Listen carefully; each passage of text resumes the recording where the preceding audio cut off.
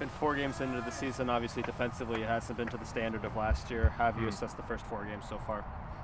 Yeah, I mean, it's obviously been we've been copping a lot of goals, and it's a weird feeling because it doesn't feel like we're getting ripped apart and ripped open, and I know we've conceded like a decent amount of shots, but it doesn't feel like they've been, again, it doesn't feel like teams have been ripping us open.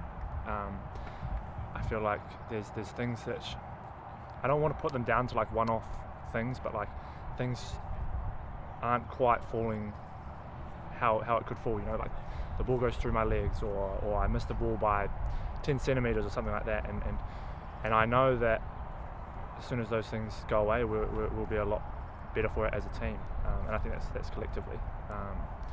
Yeah.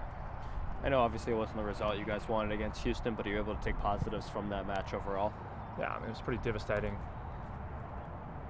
in the change room after the game. I think the entire playing group knows, or just felt devastated after that, the way that we conceded that last goal, and to come away with nothing is pretty disappointing. I think speaking to the players after the game, we feel that we're so close to being the team that we can be, to being a good team. I think we felt that in that first 45, 55 minutes that we're improving and we're getting to where we can be. And I think that 45 was probably our best 45 of the season so far.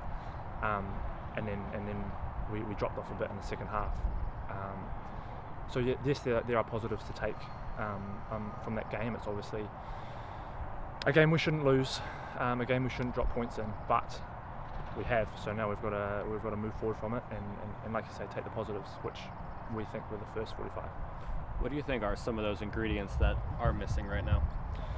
I think we're turning the ball over a little bit too much. I think that when we have a bit more care and a bit more focus on keep the ball for a little bit longer periods of time, it helps us a lot for our players to grow into the game and do what they do best, which is create opportunities. And at the moment we seem to just be, turning the ball over a little bit too easily, sometimes in the wrong areas, and those kind of things add up. Like we end up defending more transitions or more, 4v3s or 4v4s or whatever, and that gets hard.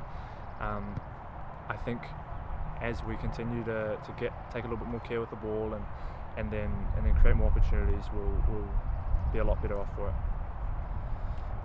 One of the ways the team hasn't been able to sustain a ton of momentum this year has just been coming out of halftime looking maybe a little bit flat.